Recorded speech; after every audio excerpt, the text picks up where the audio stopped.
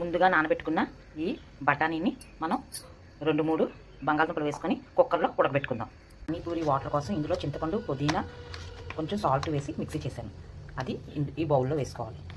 వేసుకొని మనకి తగినంత వాటర్ వేసుకోవాలి.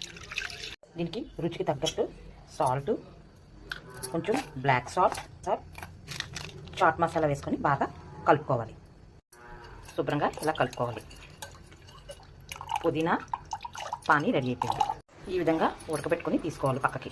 ఇందులోని 2 బంగాళదుంపలు, కొంచెం ఉల్లిపాయ ముక్కలు, పచ్చిమిర్చి, చాట్ మసాలా వేసుకొని బాగా కలుపుకోవాలి. ఇందులోని కొంచెం బ్లాక్ సాల్ట్ కూడా వేసుకోవాలి. వేసుకొని ఇది కూడా మనం పక్కన పెట్టుకుందాం. ఇందులోని ఇలాగా కూర పెట్టుకొని